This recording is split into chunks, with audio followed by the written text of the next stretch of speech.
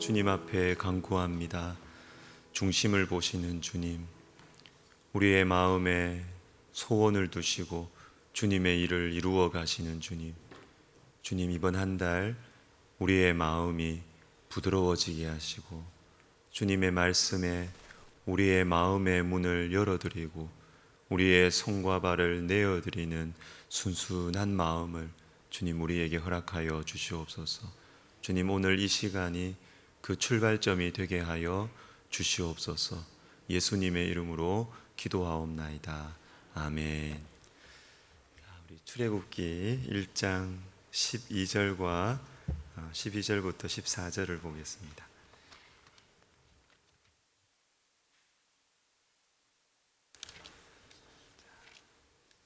오늘부터 우리 또 생명양식 출애굽기 시작하는데요. 출애굽기 1장 12절, 13절, 14절 우리 한 절씩 제가 먼저 읽겠습니다. 그러나 학대를 받을수록 더욱 번성하여 퍼져나가니 애굽 사람이 이스라엘 자손으로 말미암아 근심하여 이스라엘 자손에게 이를 엄하게 시켜 같이 읽습니다. 어려운 노동으로 그들의 생활을 괴롭게 하니 곧 흙 이기기와 벽돌 굽기와 농사의 여러 가지 일이라. 그 시키는 일이 모두 엄하였더라. 아멘.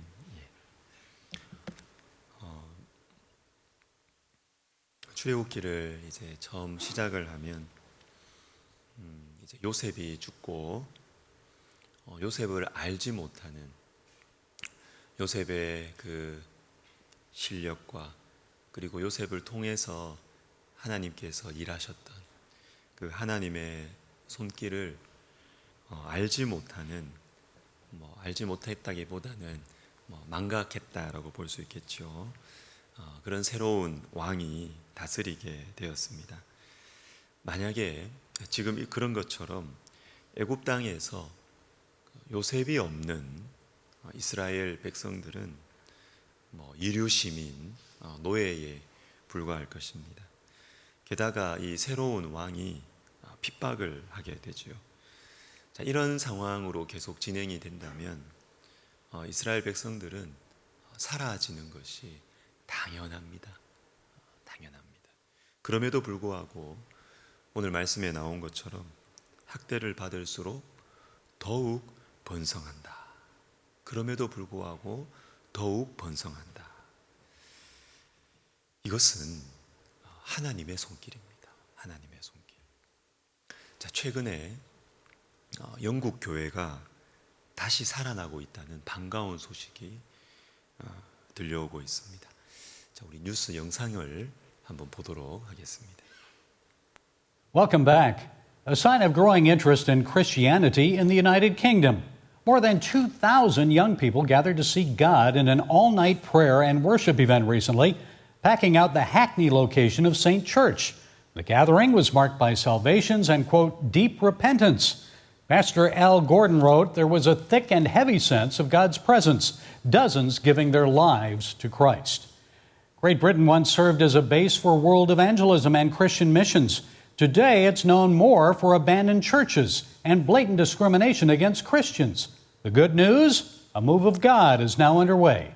Dale Hurd has that story. You'll be excused to think that this is a church, but as is the case across the UK, we've took it over. It's now actually a mosque, a masjid. Christianity is depleting, atheism is unfulfilling, Islam is here and it's here to stay for you. So carry on making those churches for us, keep them empty. We'll buy them in a few years' time and we'll make them into a mosque. For decades in Britain, interest in church was so low, thousands of historic church buildings were abandoned, turned into bars, skate parks, and even mosques. And in this officially Christian nation where the king is prayed over and anointed with oil by an archbishop, a poll showed that most British Christians experience hostility and ridicule for their faith. An Army veteran last year was convicted for a thought crime, his private prayer, And residents living near abortion clinics have been warned about praying inside their own homes. A public stand for Christ here could easily cost you your job or your career. In officially Christian Britain today, it is Bible-believing Christians who are the outsiders. They're the ones who are expected to keep silent and not offend others. The Rushmore Borough Council west of London even proposed criminalizing public Christian prayer, singing, and evangelism in the towns of Aldershot and Farnborough, before an intervention by Christian Legal Center attorney Michael Phillips temporarily halted the move. And so when I read over this proposal, it was literally banning almost everything. To ban amplification, to ban singing, to ban street preaching if it is hostile towards people with protected characteristics. It means the decimation of free speech. And that's, these are the kinds of threats that we're seeing across the country. One of the evangelists facing a ban is Jamie Brody, who told us about one of his encounters with police. To begin with, some junior officers came and they tried to shut off the microphone straight away. So I began recording them, and I just tried to engage them in a discussion. And I said, look, please, can you tell me what law you're acting upon? After a public outcry, the preaching ban was put on hold, but we asked Brody if a new law would stop him. Much of the New Testament was written from prison. So, no. Now, suddenly, after decades of both religious apathy and secular opposition, British newspapers are beginning to use the word revival. Churches reported record attendance on Easter, and more British young men are going to church. Justin Brierley is the author of The Surprising Rebirth of Belief in God. I think that's been the surprise for me, is to see that intellectual shift now being met by a real wave of interest, especially interestingly from young people in this country who it appears are returning to church again. Very often these are young people who don't necessarily have any history with Christianity. So these are very unchurched Gen Z people. Jamie Brody, too, believes revival is near. My opinion is that I can feel it. I can feel it in my fingers. God is doing it. Jamie also says God has taken the attempt to silence his preaching and turned it around. I have never seen more unity in the local area between the churches, and I've never seen more interest in evangelism. God is working. The British author G.K. Chesterton once wrote that Christianity has died many times and risen again. It appears to be rising again in Great Britain. Dale Hurd, CBN News, London.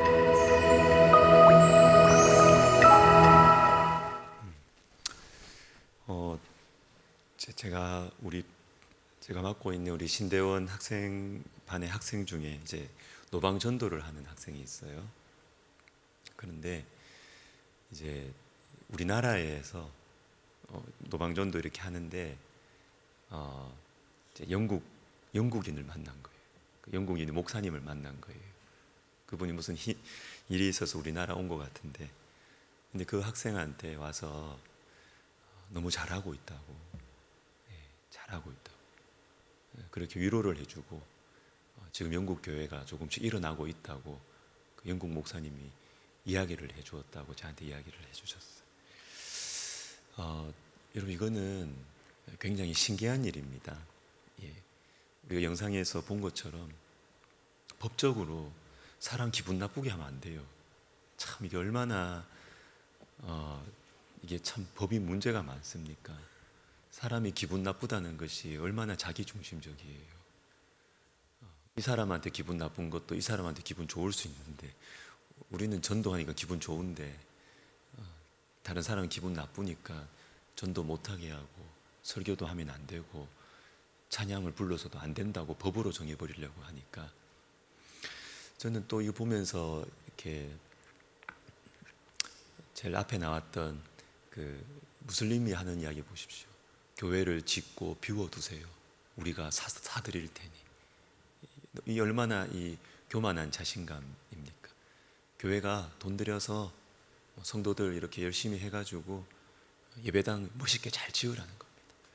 얼마 안 있으면 비워질 테니까 우리가 돈으로 다 사서 우리는 손쉽게 그렇게 모스크로 바꿀 테니, 이런 상황 속에서 젊은이들 2,000명 이상 모여서 기도하고 한다는 것은, 이것은 하나님의 손길이에요. 하나님의 손길. 당연히 지금 교회가 쇠락하고 있는 여러 가지 법적으로 정치적으로 이런 분위기로 흘러가고 있음에도 불구하고 젊은이들이 주님께로 돌아오고 회개하고 이렇게 한다는 것은 하나님의 손길인 것이죠. 우리 백석학원에서도 이 하나님의 손길이 나타나고 있습니다. 다들 전도가 안 된다, 전도 안 된다. 또 캠퍼스에서는 전도하지 못하도록 막아서요. 학교 당국에서 막아서요. 왜? 학생들이 민원을 제기하니까. 학생들이 불편하고 기분 나쁘다니까. 그러니까 학교에서는, 당국에서는 학생들 눈치를 볼 수밖에 없지요. 상황이, 환경이. 그래서 전도를 못하도록 그렇게 할 수밖에 없는 상황으로 이 시대가 진행되고 있습니다. 그런데 그럼에도 불구하고 우리 학교에서 학생들에게 직접적으로 전도를 하고, 수업 시간이나 채플뿐만 아니라 직접적으로 학생들 길거리에서 전도를 하고, 그리고 많은 열매가 맺히고 하는 것은 하나님의 손길입니다. 하나님의 손길입니다. 우리의 예상과 상식적인 이 흐름과 반대되게 학대를 받을수록 더욱 번성한다. 요셉을 모르는 새 왕이 하나님 백성들을 학대하는데 왜 그럼에도 불구하고 번성할까? 여러분, 이것은 하나님의 손길이에요. 자, 그러면 이 하나님의 손길이 우리 가운데 역사한다라는 것을 알고 있을 때, 우리가 알게 될 때, 그때 우리가 어떻게 반응해야 되는가? 이것이 오늘 설교의 포인트입니다. 먼저는 나 자신의 인생에 대한 것입니다. 하나님께서 나 자신의 인생에, 우리 자신의 인생에 하나님이 일하신다는 것을 내가 알게 될 때, 그때 우리는 어떻게 반응해야 하는 것인가? 주님께서 나에게 특별한 축복을 허락하십니다. 주님께서 나에게 특별한 보호하심을 허락하십니다. 지금 내가 망할 줄 알았는데 안 망했어요. 그리고 나에게 예상치 못한 물질을 허락하셨다.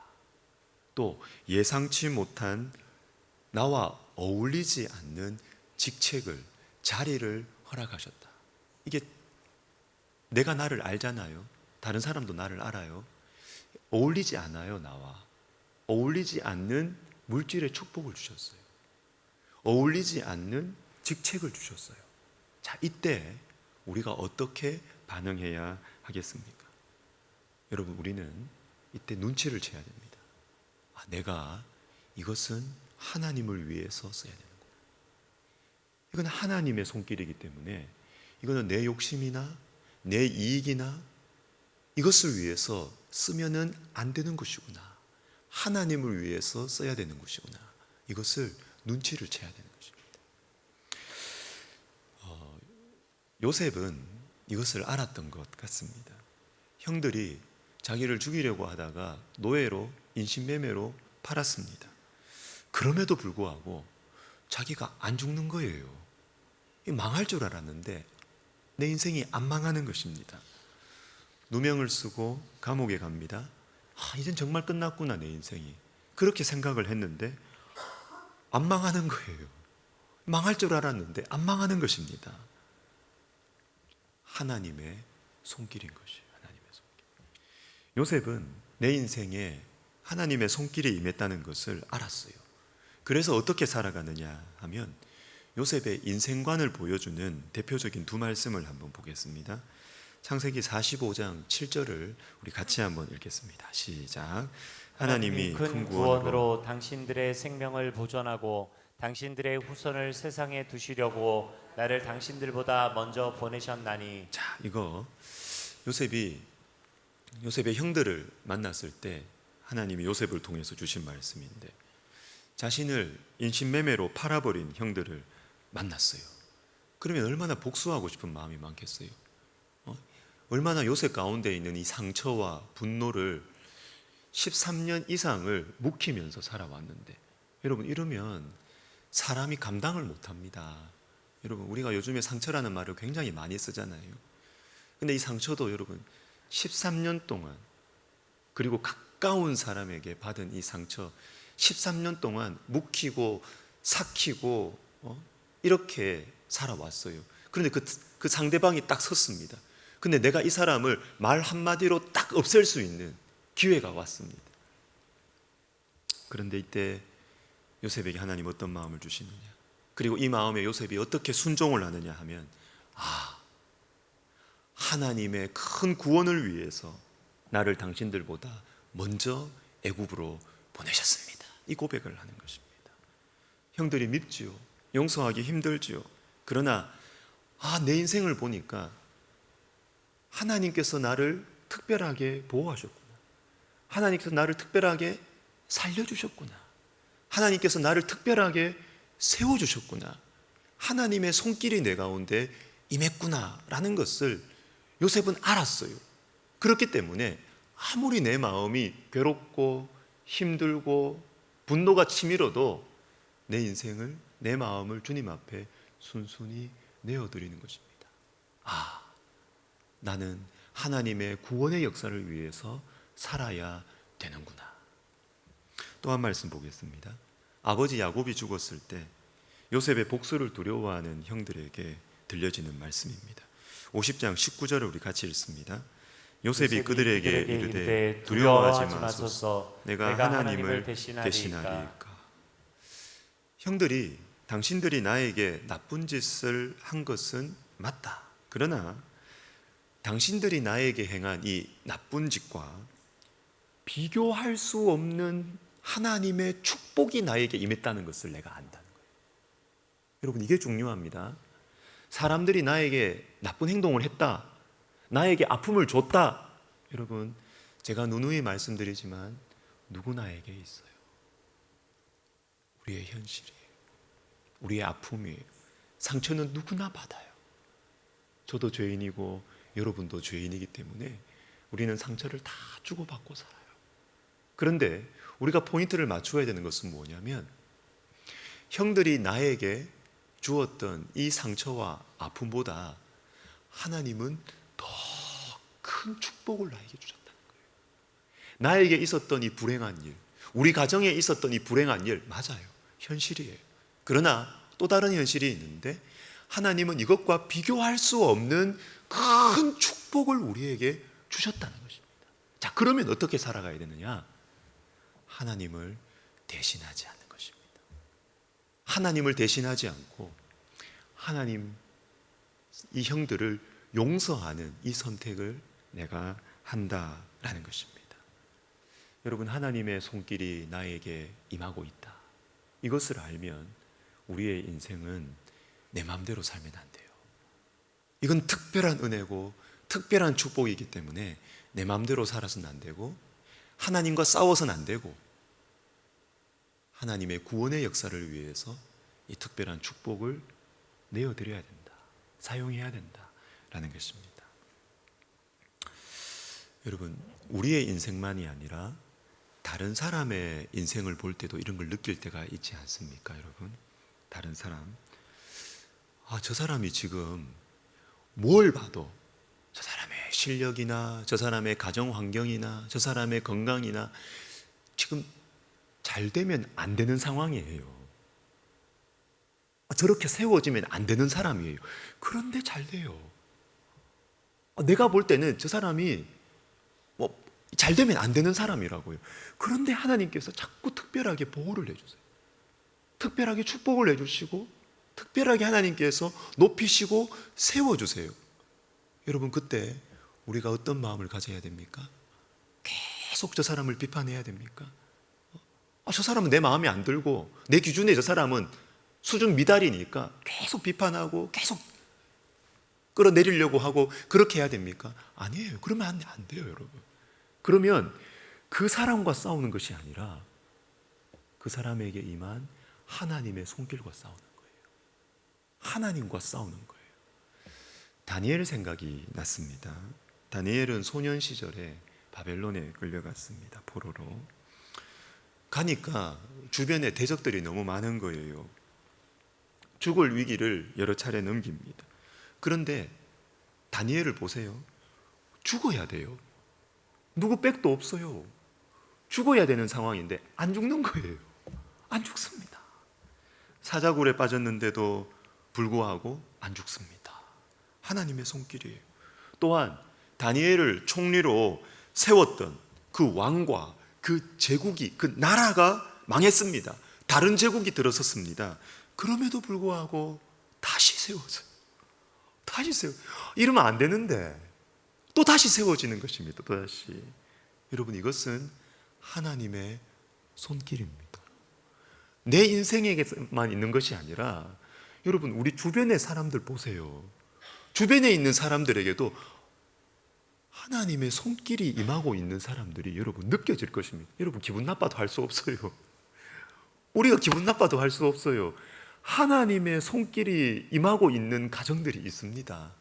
하나님의 가정이 임해서 세워주고 열어주시는 그런 인생이 있습니다. 그런 사람 볼 때 우리가 어떻게 반응하느냐, 여러분, 이것이 중요합니다. 이것이 중요합니다. 하나님의 손길이 임하고 있는 다니엘임에도 불구하고 다니엘을 공격하는 사람들이 계속 있었어요. 계속 있었어요. 참 제가 죄송하지만 바보예요, 바보. 그런 사람들은 바보예요, 바보. 똑똑한 것처럼 보이지만 실제로는 바보예요, 바보. 왜? 다니엘과 싸우는 게 아니고 하나님과 싸우고 있는 거예요. 하나님과 싸우고. 내 마음에 안 들어도 여러분, 내 기준에는 저 사람이 안 맞아도 여러분, 하나님이 세워주신다, 하나님의 손길이 저 사람을 세워주신다라는 생각이 들면 여러분, 공격하지 마요. 공격하지 마요. 그것은 하나님과 싸우는 것입니다. 하나님과 싸우는 것입니다. 사도 바울의 주님을 만나기 전에 사도 바울의 예전의 모습이 바로 하나님의 손길을 막아서는 그런 인생이었습니다. 자신이 아무리 막고 스데반을 죽이는데 동의하고 옆에서 지지하고 아무리 그렇게 핍박하고 박해하고 내리 눌러도 들불처럼 막 번져가는 거예요. 이 예수 그리스도의 복음이. 이때 바울이 어떻게 했느냐면, 그럼에도 불구하고 바울은 끝까지 막으려고 했어요. 끝까지 이 예수 그리스도의 복음과 그를 따르는 사람들을 끝까지 막고 죽이려고 했습니다. 이때 우리 예수님 바울에게 나타나셔서 이렇게 말씀하셨죠. 우리가 다 땅에 엎드러짐에 내가 소리를 들으니 히브리 말로 이르되 사울아 사울아 내가 어찌하여 나를 박해하느냐. 그 다음 가시채를 뒷발질하기가 내게 고생이니라. 뭡니까? 가시를 여러분 뒷발질하면 밟히고 찔리고 내가 고생이라는 거예요. 내가 주님 바울에게 말씀하시는 것입니다. 너 정신 차려. 네 생각에 저 사람들이 기준에 안 맞고, 네 기준에 저 사람들이 수준 미달이고, 네가 가지고 있는 그 하나님 율법의 정신에 저 사람들은 너무 함량 미달이라고 보이더라도 하나님이 저 사람들을 도우신다는 건 너 모르겠냐? 하나님께서 저 사람들을 보호하시고 세우신다는 것을 네가 모르겠냐? 그 사람들 자꾸 막아서면 네가 고생이다. 가시채를 발길질하면서 네가 아파하는 네가 고생이다. 주님 말씀하시는 것입니다. 사랑하는 여러분, 하나님의 손길을 막아서면 내가 고생이에요. 내가. 그런데 반대로 그 당시에 사도행전을 보시면 이 하나님의 손길에 대해서 정말 지혜로운 마음을 가지고 있는 사람이 이렇게 있었습니다. 그것은 가말리엘이라는 사람인데, 백성들에게 존경을 받는 율법 교사였어요. 자, 여러분, 사도행전 5장 38절 우리 같이 한번 읽겠습니다. 이제 내가 너희에게 말하노니 이 사람들을 상관하지 말고 버려두라. 이 사상과 이 소행이 사람으로부터 났으면 무너질 것이요 만일 하나님께로부터 났으면 너희가 그들을 무너뜨릴 수 없겠고 도리어 하나님을 대적하는 자가 될까 하노라 하니. 아멘. 이게 지혜입니다. 이게 지혜입니다. 딱 보고 내 기분과 내 기준과 이거 중요해요. 그렇지만 여러분 딱 보고 저게 하나님으로부터 났느냐 사람으로부터 났느냐. 사람으로부터 났으면 내가 안 막아도 무너진다. 그런데 하나님의 손길이라면 내가 막아도 된다는 거예요. 그러니까 하나님과 싸우지 말자. 이게 지혜입니다. 여러분, 이게 지혜입니다. 여러분, 신앙이 좋다, 신앙이 성숙하다라는 것이 무엇일까요? 그것은 하나님의 손길을 막아서지 않는 것입니다. 하나님과 싸우지 않는 것입니다. 아무리 내가 이해가 되지 않는 상황이어도 하나님의 손길이 맞으면 인정하고 내 생각과 내 감정을 숙이는 것이 신앙이 좋은 거예요. 신앙이 좋은 거예요. 여러분, 반대로 신앙이 어리다는 것은 뭘까요? 신앙이 어리다. 그것은 하나님의 손길이 맞는데 내 마음이 너무 상한 거예요. 내 마음이, 내 기분이 너무 나쁘고 내 기준으로는 이게 인정이 안 되는 거예요. 그러면 하나님의 손길이 맞는데도 불구하고 반대하는 거예요. 비판하는 거예요. 하나님과 싸우는 거예요. 그래도 그렇지 하면서 자꾸 이야기를 하는 거예요. 여러분, 이것은 똑똑한 게 아니고요, 신앙이 어린 거예요. 신앙이 어린 거예요. 하나님의 손길이 맞으면 숙이는 것이 신앙이 성숙한 것이고, 하나님의 손길이 맞는데도 불구하고 자꾸 그래도 이럴 수도 있지 않느냐, 이럴 수도 있지 않느냐. 여러분, 그 신앙이 어려서 그래요. 신앙이 어려서. 사랑하는 백석가족 여러분, 6월이 시작되었습니다. 이번 한 달 그리고 남은 한 해 하나님의 손길을 막아서지 맙시다. 부드러운 마음으로, 순수한 마음으로 하나님의 손길을 인정하시면 좋겠습니다. 그리고 그 하나님의 손길을 따라가고 기뻐하는 저와 여러분 되시기를 예수님의 이름으로 축복합니다. 아멘. 우리 찬양하고 우리 기도하겠습니다. 아까 불렀던 찬양인데요, 우리 주를 향한 나의 사랑을 주께 고백하게 하소서. 우리 찬양하겠습니다.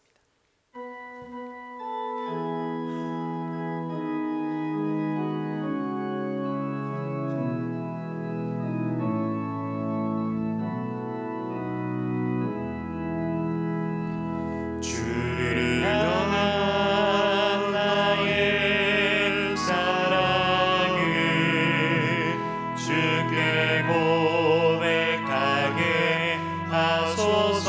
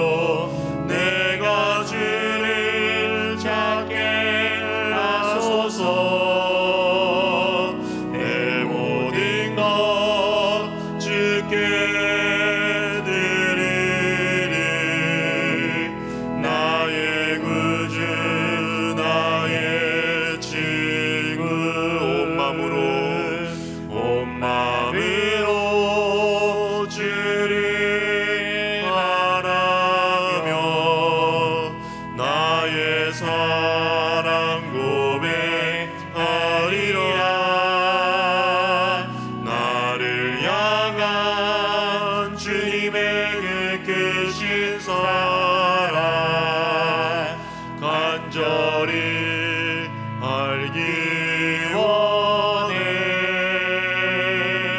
주의 은혜로 용서하시고 나를 자녀 삼아 주셨네. 나의 사랑 고백하리라. 나의 구주 나의 친구. 우리 한번 기도하고 우리 개인 기도 들어갈 텐데요. 좀 기도 제목을 좀 길게 한번 이렇게 한번 써봤습니다. 우리 같이 한번 뭐 제가 쓴 거지만 한번 읽어보면 좋겠습니다. 우리 같이 한번 읽어보면 좋겠습니다. 주님, 부드러운 마음을 주옵소서. 거스르는 마음, 거친 마음을 없애주시고 하나님의 손길을 순순히 받아들이고 따라가는 부드러운 마음을 주옵소서. 그래서 주님께서 축복하시는 인생이 되게 하옵소서. 사실 이게 최근에 제 고민이고 최근에 제 기도 제목이에요.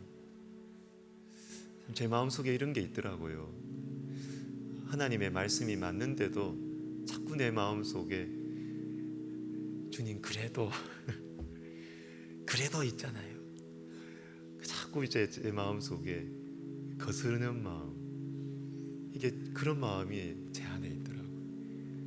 제가 요즘에 제일 많이 기도하는 제목이 이겁니다. 하나님, 저에게 부드러운 마음 주세요. 주님의 말씀이면, 주님께서 인도하시는 손길이면 좀 토달지 말고 자꾸 토를 달아요. 제가 보니까 내 마음속으로 자꾸 토를 달아.